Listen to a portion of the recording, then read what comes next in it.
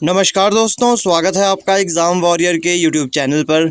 आज की वीडियो में हम मॉक टेस्ट नंबर 104 करने वाले हैं और इसमें काफ़ी अच्छे क्वेश्चन मैंने इंक्लूड किए हैं। तो आपने अपना स्कोर एंड में मुझे ज़रूर बताना है। जिन्होंने प्रीवियस मॉक टेस्ट नहीं देखे हैं वो एक बार प्रीवियस मॉक टेस्ट ज़रूर देख ले, क्योंकि उससे आपको कहीं ना कहीं हेल्प ज़रूर मिलेगी। तो ज़्यादा समय न लेते हुए चलिए क्वेश्चन शुरू करते हैं। तो सबसे पहले बात करेंगे HPGK से। स्पीति घाटी का अंतिम गांव कौन सा है? तो इसका जो सही आंसर होगा, स्पीति घाटी का अंतिम गांव है लोसार। नेक्स्ट क्वेश्चन की बात की जाए, नूरपुर का प्राचीन नाम क्या था? तो नूरपुर का प्राचीन नाम था धमेरी। अंग्रेजों ने कांगड़ा मुख्यालय को कब धर्मशाला स्थानांतरित किया था?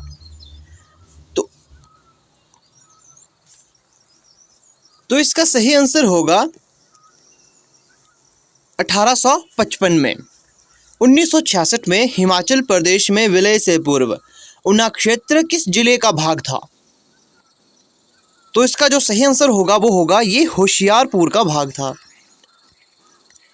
1950 से पूर्व कोटगढ़ तथा कोटखाई किस क्षेत्र के भाग थे? तो इसका जो सही आंसर होगा वो होगा पूर्वी पंजाब। 1950 से पूर्व कोटगढ़ तथा कोटखाई पूर्वी पंजाब के भाग थे। 1966 से 1972 तक जिला बनने से पूर्व ऊना निम्न में से किसका भाग था? तो ये भाग था कांगड़ा का। राज्य के कुल क्षेत्रफल का कितना हिस्सा सिरमौर जिले में आता है? इसका जो सही आंसर होगा वो होगा 5.02%। नेक्स्ट क्वेश्चन की बात की जाए, प्रथम महिला लोकसभा अध्यक्ष कौन है? तो प्रथम महिला लोकसभा अध्यक्ष अगर भारत की जाए तो इसका सही आंसर होगा मीरा कुमार। भारत के सबसे पहले गृह मंत्री कौन थे? इसका आंसर आप सभी को आना चाहिए। इसका आंसर होगा सरदार वल्लभ भाई पटेल। भौतिक विज्ञान में नोबेल पुरस्कार पाने वाले प्रथम भारतीय कौन है? तो भौतिक विज्ञान में नोबेल पुरस्कार पाने वाले पहले भारतीय ये हैं सीवी रमन। यह आंसर आएगा सीवी रमन। नेक्स्ट क्वेश्चन की बात की जाए, चिकित्सा में नोबेल पुरस्कार पाने वाले प्रथम भारतीय, इसका जो सही आंसर होगा ये होगा डॉक्टर हरगोविंद खुराना। अर्थशास्त्र में नोबेल पुरस्कार पाने वाले प्रथम भारतीय कौन है? तो इसका जो सही आंसर होगा वो होगा अमर्त्य सेन। नेक्स्ट क्वेश्चन की बात की जाए, गिरनार पर्वत पर स्थित सुदर्शन झील का पुनरुद्धार किसने किया था? तो ये किया था स्कंदगुप्त ने। नेक्स्ट क्वेश्चन की बात करते हैं, अजंता गुफाओं की जैसी गुफाएं मध्य प्रदेश में कहां पर है? तो इसका जो सही आंसर होगा वो होगा बागधार में। नेक्स्ट क्वेश्चन की बात करेंगे, निम्नलिखित में से कौन सा नाटक कालिदास ने नहीं लिखा था? इनमें से 3 ऐसे नाटक हैं जो कालिदास ने लिखे, लेकिन एक ऐसा नाटक है जो कालिदास ने नहीं लिखा। तो इसका जो सही आंसर होगा वो होगा जानकी हरण। नेक्स्ट क्वेश्चन की बात की जाए, गुप्त काल में वेश्यावृत्ति करने वाली महिलाओं को क्या कहा जाता था?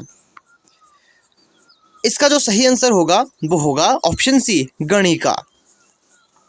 नेक्स्ट बात करते हैं, रेजिन क्या है? तो इसका जो सही आंसर होगा, रेजिन एक प्रकार का क्या होता है, ये मैलवेयर होता है। ली5 के लिए गलत कथन कौन सा है? तो इनमें से कौन सा कथन है जो ली5 के लिए गलत है? तो इसका जो सही आंसर होगा वो होगा ये एक प्रकार का वायर कनेक्शन है। ये एक प्रकार का वायर कनेक्शन है, ये इसके बारे में गलत है। नेक्स्ट क्वेश्चन की बात करेंगे, सबसे बड़ा अणु कौन सा है जो मानव तन का एक हिस्सा है? तो इसका जो सही आंसर होगा वो होगा गुणसूत्र 1। नेक्स्ट क्वेश्चन की बात करेंगे, पहले प्रकाश की गति को किसने मापा था? मतलब कि सबसे पहले प्रकाश की गति को किसने मापा था? तो इसका जो सही आंसर आएगा वो आएगा ओ लॉस रोमर। गिरगिट रंग क्यों बदलता है? इस क्वेश्चन का आंसर आपने बताना है। इसका जो सही आंसर होगा, गिरगिट रंग इसलिए बदलते हैं क्योंकि गर्मी प्रवर्धन के लिए वो रंग बदलते हैं। के इकाई को निम्नलिखित में से क्या मापने के लिए किया जाता है? तो के इकाई का इस्तेमाल किया जाता है तापमान को मापने के लिए। विटामिन बी की कमी से, विटामिन B1 की कमी से कौन सी बीमारी होती है? तो विटामिन B1 की कमी से बेरी होता है। राइनो वायरस की वजह बनता है, मतलब राइनो वायरस से क्या होता है? तो इससे होता है आम जुकाम। नेक्स्ट क्वेश्चन की बात करेंगे। निम्नलिखित में से किसे स्टार क्वीन नेबुला के रूप में भी जाना जाता है? इंपॉर्टेंट क्वेश्चन है। तो स्टार क्वीन नेबुला के रूप में जाना जाता है मैसियर 16 को। नेक्स्ट अब बात करते हैं कुछ एक करंट अफेयर की। तो विश्व तंबाकू निषेध दिवस निम्न में से किस दिन मनाया जाता है? तो ये मनाया जाता है 31 मई को। तो इस बार इस तंबाकू दिवस की जो थीम थी वो क्या थी? तो वो थी पर्यावरण की रक्षा करें। हाल ही में राज्य सरकार ने खेल के क्षेत्र में इंफ्रास्ट्रक्चर के विकास हेतु लगभग 1000 करोड़ रुपए खर्च करने का फैसला किया है। तो किस सरकार ने ये फैसला किया है? तो ये फैसला किया है असम सरकार ने। नेक्स्ट क्वेश्चन की बात की जाए। किस राज्य के मुख्यमंत्री ने हाल ही में कहा कि राज्य में राजीव गांधी खेल रत्न अवार्ड दिए जाएंगे? तो इसका जो सही आंसर होगा वो होगा राजस्थान। नेक्स्ट क्वेश्चन की बात की जाए। केंद्र सरकार की अगले कितने सालों में कम से कम 81 कोयला संयंत्रों से बिजली उत्पादन में कटौती करने की योजना है? तो इसका सही आंसर होगा 4 साल। नेक्स्ट क्वेश्चन की बात की जाए। संयुक्त राष्ट्र शांति सैनिकों का अंतर्राष्ट्रीय दिवस निम्न में से किस दिन मनाया जाता है? तो ये 29 मई को मनाया जाता है। टोमेटो फ्लू के बाद अब किस राज्य में वेस्ट नाइल वायरस फैलने लगा है? तो इसका जो सही आंसर होगा वो होगा केरल। तो चलिए अब नेक्स्ट बात करते हैं जो कि है हिंदी ग्रामर की। अंधकार का पर्यायवाची शब्द नहीं है। तो अंधकार का पर्यायवाची शब्द, माफ कीजिएगा, पर्यायवाची शब्द यहाँ पर हमने ढूंढना है, नहीं यहाँ पर नहीं इस्तेमाल किया गया है, ठीक है। तो अंधकार का पर्यायवाची शब्द कौन सा है? तो इसका आंसर होगा तिमिर। निधन का पर्यायवाची शब्द क्या है? तो इसका जो सही आंसर होगा वो होगा देहावसान। नेक्स्ट क्वेश्चन की बात करेंगे। श्री गणेश का विलोम शब्द क्या होता है? काफी इंपॉर्टेंट है, ये बहुत सी एग्जाम में भी पूछा जा चुका है। इसका सही आंसर होगा इतिश्री। आकर्षण का विलोम शब्द क्या है? इसमें बहुत से बच्चे मुझे पता है अनाकर्षण करेंगे, ये गलत है। इसका जो सही आंसर होगा वो होगा विकर्षण। नेक्स्ट क्वेश्चन की बात की जाए। निम्न में से कौन सा शब्द शुद्ध है? तो शुद्ध शब्द हमने यहां पर बताना है। तो शुद्ध शब्द यहां पर है पुरुष। नेक्स्ट क्वेश्चन की बात करेंगे। निम्न में से कौन सा शब्द शुद्ध है? ये काफी आसान है, ऐतिहासिक यहां पर सही है। तो ज्यादा समय हम आसान क्वेश्चन पर बेस्ड नहीं करेंगे। मुंह का निवाले का अर्थ, मुहावरा है ये, इसका क्या अर्थ होता है? मुंह के निवाले का अर्थ होता है बहुत आसान काम। नेक्स्ट क्वेश्चन की बात करेंगे। समुद्र मंथन करने का अर्थ क्या है? समुद्र मंथन आपने देखा होगा, इसका मतलब होता है कठोर परिश्रम करना। भानुदय में प्रयुक्त संधि का नाम बताइए। तो भानुदय में कौन सी संधि प्रयुक्त हुई है? भानुदय, दीर्घ संधि इसमें प्रयुक्त हुई है। सूर्योदय में प्रयुक्त संधि कौन सी है? सूर्योदय में हुई है गुण संधि प्रयुक्त। नेक्स्ट क्वेश्चन की बात करते हैं। इनमें से कौन सा शब्द संज्ञा से बना हुआ विशेषण है? तो इसका जो सही आंसर होगा वो होगा कुलीन। यथा समय समास है। तो ये कौन सा समास है? तो यथा समय एक समास है, अव्ययी भाव समास। समास की शॉर्ट ट्रिक मैं बता चुका हूं, जिन्होंने वो नहीं देखी है एक बार जरूर देख ले। प्रत्येक समास है। तो प्रत्येक कौन सा समास है? तो ये भी एक है अव्ययी भाव समास। तिरंगा है। तो तिरंगा क्या है इनमें से? तिरंगा एक बहुब्रीहि समास है। नेक्स्ट क्वेश्चन की बात करते हैं। कवि का स्त्रीलिंग रूप क्या है? तो कवि का जो स्त्रीलिंग रूप है वो है कवयित्री। ऑप्शन सी यहां पर सही हो जाएगा। बात करते हैं इंग्लिश ग्रामर की। तो सबसे पहला है एंटोनिम्स। लास्ट का एंटोनिम क्या होगा? तो इसका जो आंसर होगा वो होगा ग्रो। नेक्स्ट क्वेश्चन की बात करते हैं, माइटी, इसका तो सभी को आता है, माइटी का होगा वीक। नेक्स्ट क्वेश्चन की बात करेंगे, रिक्यूपरेट का क्या होता है? सिनोनिम, ये सिनोनिम है, ठीक है, तो सिनोनिम यहाँ से पूछेगा, इसका सिनोनिम होगा रिकवर। नेक्स्ट क्वेश्चन की बात करते हैं, अगेरी का सिनोनिम क्या होता है? तो ये होता है प्रोफेसी। नेक्स्ट क्वेश्चन की बात करेंगे, one word substitution, one who believe in power of fate, इसका काफ़ी आसान आंसर है, फेट से फेटालिस्ट। नेक्स्ट क्वेश्चन की बात करते हैं, a person who loves everybody, इसका जो सही आंसर होगा वो होगा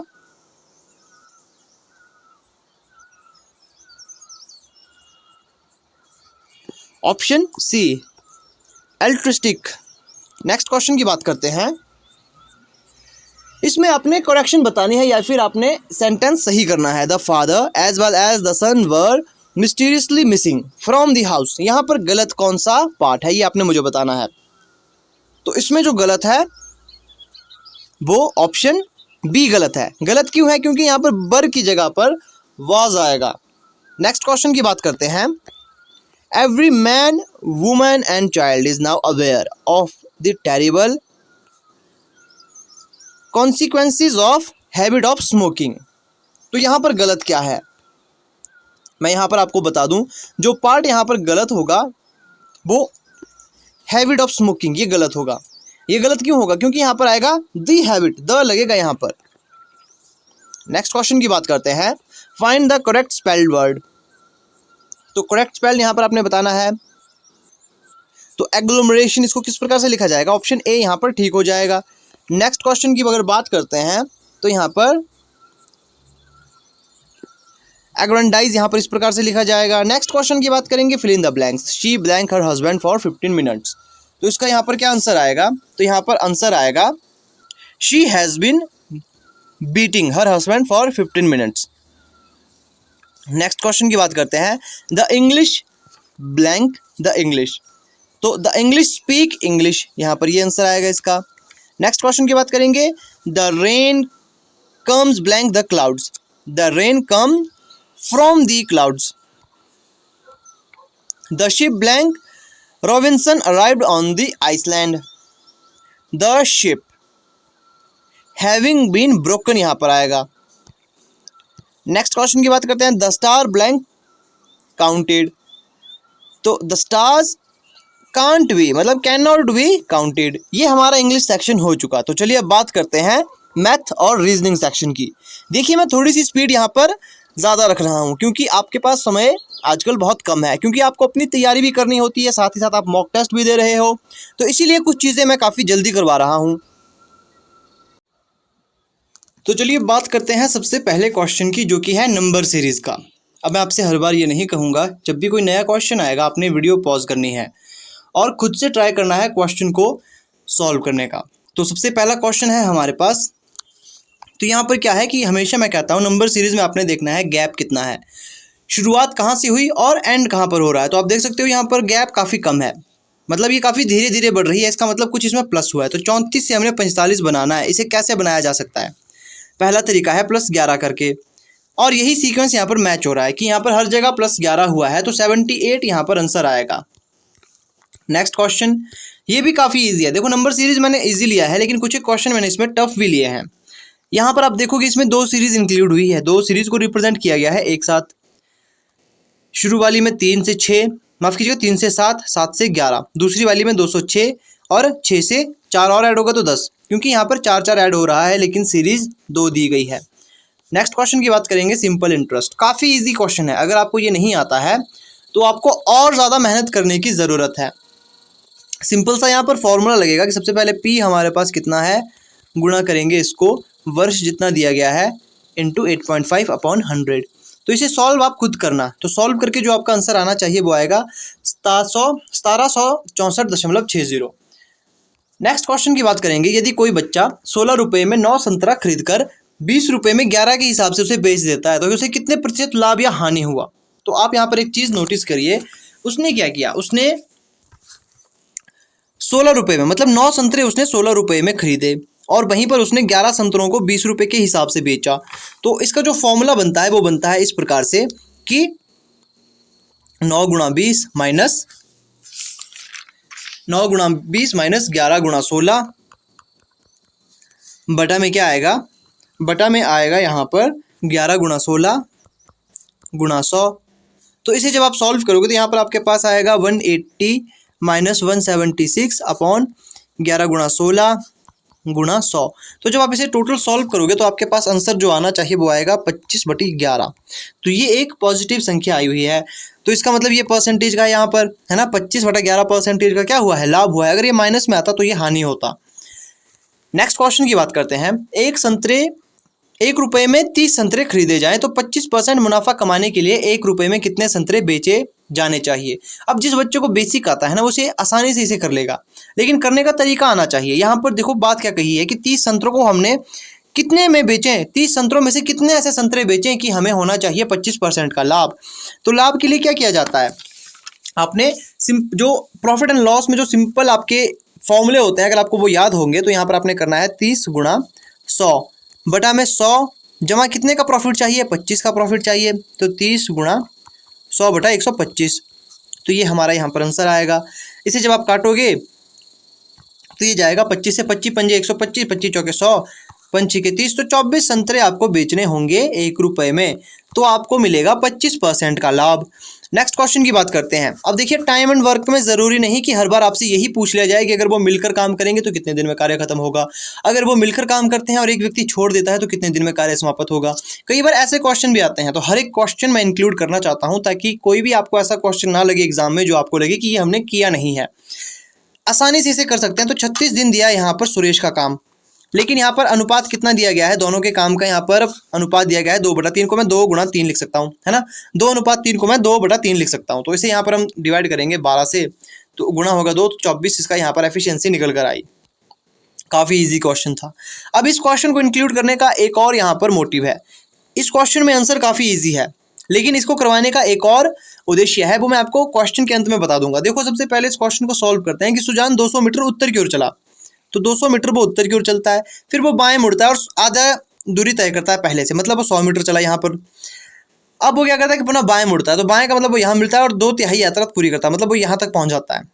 तो अब हमें यहाँ पर पूछा गया था कि सुजान का मुख किस दिशा की ओर है। ये ईजी था, दक्षिण दिशा की ओर उसका मुख है। लेकिन अगर ये पूछा जाता है कि प्रारंभिक बिंदु से उसका मुख किस दिशा की ओर है, तो प्रारंभिक बिंदु से इसका मुख किस दिशा की ओर है, तो प्रारंभिक बिंदु से इस दिशा की ओर है। इसे क्या कहते हैं, तो इसे कहते हैं साउथ ईस्ट। इस प्रकार से भी कई बार क्वेश्चन पूछे जाते हैं, तो हर तरीके से आपने अपने आप को तैयार करना है।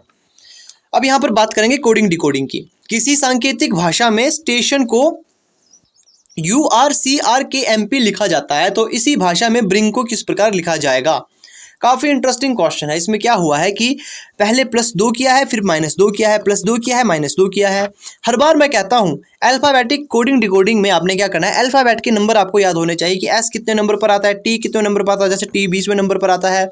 इसी प्रकार से आपके इसके नंबर याद होने चाहिए। सीधे नंबर को लिख लो, फिर आप देखो कि आगे कौन सा अल्फ़ाबेट लिखा है, तो आगे भी आपने अल्फ़ाबेट के नंबर ही लिखने हैं।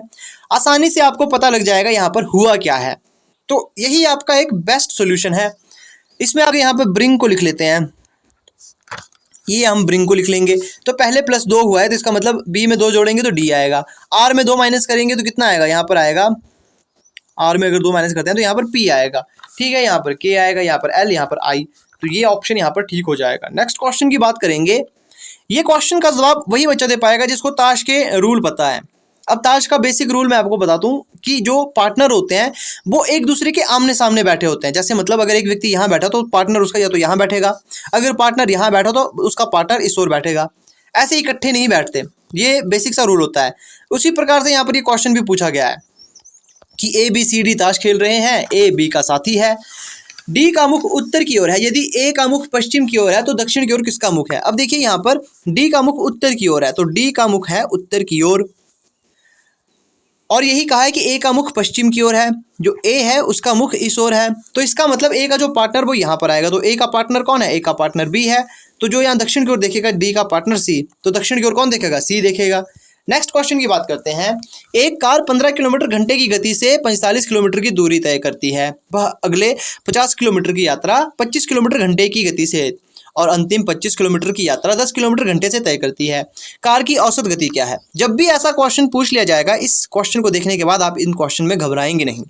सिंपल क्या करना है, सबसे पहले आपने देखना है यहाँ पर क्या दिया है, यहाँ पर स्पीड दी गई है और यहाँ पर दिया गया है डिस्टेंस। तो आपने टाइम फाइंड करना है। सबसे पहले टाइम फाइंड कर लो। पहले का 15 3 45, तो 3 घंटे में उसने ये यात्रा पूरी की। दूसरे का टाइम फाइंड करो, 50 को करो उसकी स्पीड से, तो 2 घंटे में उसने ये यात्रा पूरी की। तीसरे में उसने 25 किलोमीटर को 10 किलोमीटर की घंटे से तय किया ना, 10 किलोमीटर प्रति घंटे की स्पीड से तय किया, तो यहाँ पर 2.5 उसकी स्पीड आई, माफ़ कीजिएगा 2.5 उसको टाइम लगा। अब आपने क्या करना है कि इसका आपने एडिशन करना है। तो ये कितना आएगा, दिया आएगा 7.5। अब आपने इनकी जो टोटल डिस्टेंस है वो फाइंड करनी है। तो पहले उसने 45 किलोमीटर कवर किया, फिर 50, फिर 25, इसको ऐड करेंगे 120। बस 120 को आपने क्या करना है, भाग दे देना है 7.5 से। तो इसे मैं क्या 1200 लिख सकता हूँ, माफ़ कीजिएगा हाँ 1200 लिखेंगे तो ये पॉइंट यहाँ से कट जाएगा। तो इसे जब आप काटोगे तो आपके पास आंसर आएगा 16 किलोमीटर। इतने आसानी से आप इन क्वेश्चन को कर सकते हो। ये देखने में टिपिकल और टफ लगते हैं, लेकिन ये होते नहीं है, ये काफ़ी आसान होते हैं। नेक्स्ट क्वेश्चन की बात करते हैं। एक कार 9 घंटे में 540 किलोमीटर की दूरी तय करती है। एक ट्रेन की गति इस कार की दुगनी है। ट्रेन की गति 2/3 का एक बाइक की गति है। ठीक है, बाइक 5 घंटे में कितनी दूरी तय करेगा? सबसे पहले आपने क्या करना है कि आपने कार की गति यहाँ पर निकालनी है कि वो 540 किलोमीटर 9 घंटे में कवर कर रही है, तो उसकी 60 किलोमीटर पर आवर की स्पीड है। ट्रेन की गति इसके दुगनी है, तो ट्रेन इसकी दोगुनी है, मतलब ट्रेन की स्पीड आ गई 120 किलोमीटर। और ट्रेन के मुकाबले बाइक की गति है इसके 2/3, इसके 2/3, तो 40, तो यहाँ पर 80 किलोमीटर उसकी स्पीड निकल कर आई। तो 5 घंटे में वो कितनी दूरी तय करेगा? 400 किलोमीटर। आसानी से ये क्वेश्चन हमारा सॉल्व हो चुका।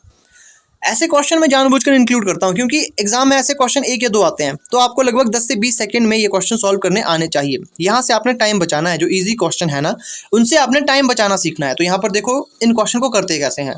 ए के ऊपर ई है, तो ए के ऊपर ई है, बी के नीचे सी है। अब हमें नहीं पता कि बी किसके नीचे है, तो इसे छोड़ देंगे। ए के नीचे बी है, तो ये हमें पता लग चुका है ए के नीचे बी है, तो इसी प्रकार से बी के नीचे सी है।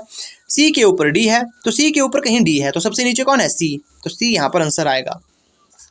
अब ऑर्डर एंड रैंकिंग के मैंने बहुत ही इजी क्वेश्चन इंक्लूड किए हैं। अगली वीडियो से मैं थोड़े टफ क्वेश्चन लाऊंगा, लेकिन अगर आपको ये क्वेश्चन भी नहीं आया तो आपको बहुत ज़रूरत है इसमें तैयारी करने की। तो जो मैंने बेसिक चीज़ करवाई है ऑर्डर एंड रैंकिंग की, आपने क्या करना है, सीधे यूट्यूब पर सर्च करना है order and ranking bye exam warrior. आपको वहाँ पर बहुत सी वीडियोज़ मेरी मिल जाएगी, आप वहाँ से उन्हें देख सकते हो। क्योंकि मैंने सिर्फ एक बार नहीं, मैंने बहुत बार पढ़ाया हुआ है ऑर्डर एंड रैंकिंग। तो टोटल कैसे निकालते हैं, लेफ्ट प्लस राइट -1, तो 8 और 8 दोनों जगह से इसकी है, तो यहाँ पर आप देखो इसके माइनस होगा, तो यहाँ पर आपका आएगा 15 आंसर। अब यहाँ पर एक क्वेश्चन है कि यदि शांत जल में एक व्यक्ति शांत जल में 4 किलोमीटर घंटे की चाल से तैर सकता है और वो पाता है कि धारा की विपरीत दिशा में तैरने में लगे समय के 2 गुना समय है। इजी क्वेश्चन है। तो यहाँ पर आपने क्या करना है कि यहाँ पर 4 ले लो। जब आप धारा की दिशा में जाओगे तो जो स्ट्रीम होती है, जो आपकी धारा होती है, उसकी जो गति होती है वो आप में ऐड होती है, लेकिन इसी के मुकाबले जब वो धारा की विपरीत दिशा में जाता है तो उसे 2 गुना समय लगता है। तो इसमें यहाँ पर आप जानते होंगे कि ये माइनस होता है। तो यहाँ पर आप इसे देखोगे 4 + s इक्वल ये हो जाएगा आपका 8 और ये हो जाएगा माइनस का 2s। इस माइनस को 2s को आप यहाँ ले आओ तो ये हो जाएगा प्लस का 3s, क्योंकि माइनस यहाँ से प्लस हो जाएगा, और इस 4 को यहाँ ले जाओगे तो माइनस का, माफ़ कीजिएगा ये माइनस हो जाएगा, तो 4 यहाँ पर बचेगा। तो s = 4/3, तो 1.5 यहाँ पर आंसर आ जाएगा। नेक्स्ट क्वेश्चन की बात करते हैं। ये है मेन क्वेश्चन आज की वीडियो का, तो वीडियो पॉज कर लो, खुद से ट्राई करो इस क्वेश्चन को सॉल्व करने की। मैं सीधा आपको सॉल्यूशन इसका बताऊंगा। मैं बेसिक चीज़ें आपको पहले बता देता हूँ। 9 व्यक्ति है, सीधी पंक्ति में बैठते हैं, लेकिन एक ही क्रम में बैठना जरूरी नहीं हो। वो जो 2 भी स्वर है ना, मतलब जैसे जो बोबल होता है ना, A-E-I-O-U, वो एक साथ नहीं बैठे हैं। सिंपल सी बात यहाँ पर ये कही गई है। अब क्वेश्चन मैं आपको शुरू करता हूँ। आपने वीडियो पॉज कर दिया है, खुद से ट्राई करना है इस क्वेश्चन को सॉल्व करने का। तो आई होप आपने वीडियो पॉज की होगी। तो यहाँ पर देखिए क्वेश्चन E और N के बीच में 2 व्यक्ति है, लेकिन E और N कहाँ है ये हमें नहीं पता। S के आगे तीसरे स्थान पर O बैठा है। अब देखो यहाँ पर S मान लो यहाँ पर है, तो S के आगे कहाँ है ना, मान लो S यहाँ पर है, तो S के आगे इसका मतलब आप ये ना मान ले, ठीक है। आगे का मतलब होता है जब स्ट्रेट लाइन में बिठाओगे ना, आगे का मतलब यहाँ को होता है। तो आगे तीसरे स्थान पर कौन बैठा है, O बैठा है। यहाँ पर O आ चुका, ठीक है, यहाँ पर आ चुका कौन, यहाँ पर O आ चुका। अब यहाँ पर कहा है कि S E के ठीक पश्चिम में बैठा है, मतलब E अगर यहाँ आएगा तो ही तो ये इसके ठीक पश्चिम में आएगा। अब या तो N या तो O पंक्ति के अंत में है, ठीक है, ये भी हमने मान लिया। N और O के बीच में बैठने वाले व्यक्तियों की संख्या T और U के बीच में बैठने वाले व्यक्तियों की संख्या के समान है। T पंक्ति के अंत में नहीं बैठा। E F का निकटतम पड़ोसी है, मतलब यहाँ पर F आएगा। ए और एफ के बीच बैठने वाले व्यक्तियों की संख्या टी और एस के बीच बैठने वाली संख्याओं के बराबर है। अब देखिए एक चीज मैं आपको यहां पर बता दूं, पहले तो हमने क्या किया, पहली कंडीशन में हमने ये माना कि ये अभी फिलहाल हमारे पास पहली कंडीशन ही है। अब यहाँ पर देखो ई एन के बीच दो व्यक्ति बैठे हैं, ई और एन के बीच में दो व्यक्ति बैठे हैं, मतलब ई और एन, मतलब अगर मैं यहाँ पर एक व्यक्ति एफ हो चुका, एक व्यक्ति और बैठाऊंगा तो यहाँ पर कौन आएगा, एन आएगा। लेकिन ऐसा भी तो हो सकता था कि एन यहाँ पर आए, दो व्यक्ति छोड़कर एन यहाँ पर आए, ऐसा भी हो सकता है ना, तो ये भी हो सकता है, इसे भी मान लें। अब आगे कहा गया है कि टी यू के बीच बैठने वाले व्यक्तियों की संख्या समान है, किनके, एन और ओ के बीच बैठने वाले व्यक्तियों के समान। तो यहाँ पर देखो ओ और एन के बीच में कितने व्यक्ति बैठे हैं, तो 1 2 3 4 5 6 व्यक्ति बैठे हैं इनके बीच में। तो टी को कहाँ आना चाहिए, अब देखिए टी मैं यहाँ नहीं ले सकता क्योंकि 9 व्यक्ति तो टोटल है ना, और टी अंत में नहीं आएगा, तो इसका मतलब मैं यहाँ पर टी को यहाँ पर ले लेता हूँ, ठीक है। टी यहाँ पर आएगा तो यहाँ पर 1 2 3 4 5 6 व्यक्ति आ चुके, तो यू यहाँ पर आएगा। टी अब यहाँ नहीं आएगा, इसका मतलब यही पंक्ति में नहीं बैठा है छोर में, ये यहाँ पर साफ कहा था कि टी पंक्ति के अंदर में नहीं बैठा है, इसीलिए हमने इसको यहाँ पर माना। अब ओ और एन में यहाँ तो कोई भी व्यक्ति नहीं है, तो अब हम कहाँ पर ले टी और यू को, तो अब देखिए 1 2 3 4 5 6 7 8 9 व्यक्ति बैठने हैं, है ना, और टी यहाँ तो नहीं आएगा, ठीक है, ये बात तो क्लियर है। तो पहली कंडीशन मैं ये मानकर चलता हूँ कि टी को मैं यहाँ मान लूँ, यू को मैं यहाँ मान लूँ, ठीक है, ये मेरी पहली कंडीशन है। अब आगे क्या कहा है कि आगे कहा है ए और एफ के बीच बैठने वाले व्यक्तियों की संख्या टी और एस के बीच बैठने वाले व्यक्तियों की संख्या के समान है। ऊपर क्वेश्चन में आप देखोगे 9 व्यक्ति बैठ चुके हैं, 1 2 3 4 5 6 7 8 9। अब ए और एफ के बीच में जितने व्यक्ति बैठे हैं उतने टी और एस के बीच में बैठे हैं, तो टी और एस के बीच में कितने हैं, एक व्यक्ति बैठा है, लेकिन ए और एफ के लिए तो यहाँ पर कोई जगह बचती ही नहीं है, तो इस वजह से ये क्वेश्चन हो चुका हमारा गलत, ये पहली पॉसिबिलिटी हमारी हो चुकी गलत। वही अगर हम यहाँ पर करते हैं, यहाँ पर कहा है कि ए और एफ के बीच में जितने व्यक्ति बैठे हैं उतने ही टी और एस के बीच में बैठे हैं, तो टी और एस के बीच में कितने व्यक्ति बैठे हैं, 2 व्यक्ति बैठे हैं। उसी स्थान पर अगर एफ और ए के बीच में एक को अगर मैं यहाँ बैठा दूं तो यहाँ पर भी 2 व्यक्ति आएंगे, तो टी और एस और ए और एफ में दोनों समान आ चुका। मैं आपको यहाँ पर क्लियर कर देता हूँ, जैसे यहाँ कहा था कि जो टी और एस है ना, इनके बीच में जितने व्यक्ति बैठे हैं उतने ही व्यक्ति बैठे हैं ए और एफ के बीच में, तो टी और एस के बीच में 2 व्यक्ति आए, तो ए और एफ के बीच में भी 2 व्यक्ति आए, तो एक व्यक्ति बचता है आर, वो यहाँ आएगा, तो क्वेश्चन हो चुका पूरा सॉल्व। तो आई होप आपको आज की वीडियो अच्छी लगी होगी। देखिए आप वीडियोस देखते ज़रूर हो लेकिन आप शेयर नहीं करते हो, कुछ एक बच्चे ही शेयर करते हैं, तो आपने वीडियो शेयर ज़रूर करनी है क्योंकि ये सभी एफर्ट्स आपके लिए है। जितना आप शेयर करोगे उतना मैं मोटिवेटेड रहूँगा, क्योंकि जितने व्यूज़ आएंगे उतने मैं आपके लिए अच्छे कंटेंट लेकर आऊँगा। वीडियो को आपने शेयर ज़रूर करना है। तो अगर कोई भी डाउट हो वीडियो में आपने मुझे ज़रूर बताना है। क्वेश्चन में इसके नहीं पूछता क्योंकि क्वेश्चन आसान होते हैं। मैं पूछूंगा आपसे कि ए के दूसरे स्थान कौन बैठा है, क्योंकि ये सभी उत्तर की ओर देख रहे हैं, तो मैं बोलूँगा कि ए के बाएँ दूसरा कौन बैठा है या फिर ए के दाएँ तीसरा कौन बैठा है। तो इजी क्वेश्चन होते हैं ये। तो मिलते हैं आपसे अब नेक्स्ट वीडियो में। वीडियो को शेयर करना ना भूलें।